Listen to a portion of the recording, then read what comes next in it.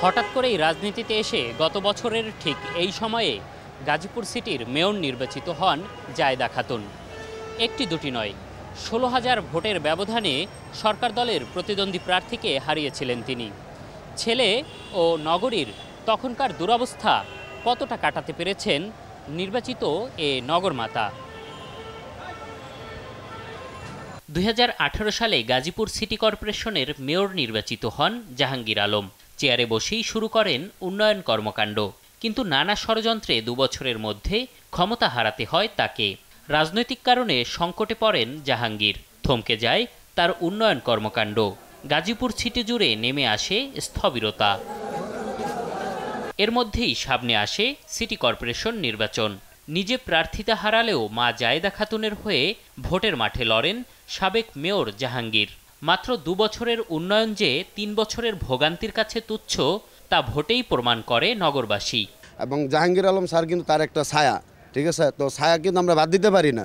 আমরা আস্থা রেখেছিলাম জাহাঙ্গীর আলমের প্রতি এবং তারই সূত্র ধরে আমরা আস্থা রেখেছি জাহাঙ্গীর আলমের মায়ের প্রতি। ছেলের চেয়ারে মা বসে কাটিয়েছেন ছেলের রাজনৈতিক সংকট। গাজীপুর সিটি কর্পোরেশনের জন্য নিয়েছেন ১৮,৯০০ কোটি টাকার উন্নয়ন প্রকল্প, যা দৃশ্যমান এখন নগর জুড়ে। যে রাস্তা দিয়ে মানুষ হাঁটতে পারতো না, সেই রাস্তা দিয়ে এখন আমরা বড় ট্রাক নিয়ে ঢুকতে পারি। সে কাজ পাগল, আমাদের গাজীপুরবাসী অবশ্যই মূল্যায়ন করবে। নগরের উন্নয়ন নিয়ে এখনও ভাবনার কমতি নেই দেশের দ্বিতীয় নির্বাচিত এ নারী মেয়রের। ৫ বছর ভিতরে যে সমস্ত সিটি কর্পোরেশনের মাধ্যমে যে সমস্ত কাজগুলো আছে, আমি ওরা যেন ঘুষাইয়া কাজটা ঠিক মতন করে দিতে পারি। ব্যক্তির ক্ষতি করতে গিয়ে কুচক্রী মহল নগরবাসীর ক্ষতি করেছিল উল্লেখ করে বর্তমান মেয়রের উপদেষ্টা ও সাবেক মেয়র জাহাঙ্গীর আলম জানান, সততা আর নিষ্ঠাই তাকে আবারও সফল করেছে। ২২, ২৩, ২৪-এ এখানে সেই বাজেটগুলো হয়ে গেছে শূন্য, জিরোতে আসলো। এখানে ১ টাকা আর বরাদ্দ আসলো না, কোনো কাজও আমার নগরবাসী পেল না। যদি দোষ করে থাকি আমরা, শহরবাসী তার দোষ করে নাই, কিন্তু দেখা গেছে ভাগ্যের পরিণতি এটা সবারই ভোগ করতে হয়েছে। রাক্ষোভ ভুলে সবাইকে দেশ ও মানুষের কল্যাণে রাজনীতি করার আহ্বান জানান তিনি। ২৫ সাল পর্যন্ত নিজের চ্যালেঞ্জের কথাও জানান সাবেক মেয়র।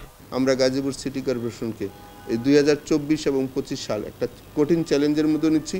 এর মধ্যে সরকারের কাছে আমরা বরাদ্দ চাই, কীভাবে এখানে পরিকল্পিতভাবে করা যায়। এখানে যারা অন্যান্য জনপ্রতিনিধি আছে তাদের সবার কাছে আমরা সহযোগিতা চেয়েছি।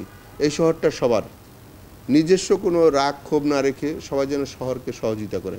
প্রধানমন্ত্রী শেখ হাসিনার স্বপ্ন বাস্তবায়নে গাজীপুর সিটি নিয়ে মহাপরিকল্পনা প্রণয়নের কথাও জানান জাহাঙ্গীর আলম। আমাদের সিটি কর্পোরেশনকে স্মার্ট একটা সিটি করার জন্য আমরা এখানে মাস্টার প্ল্যান তৈরি করেছি। এম এ আজিম, দেশ টিভি, ঢাকা।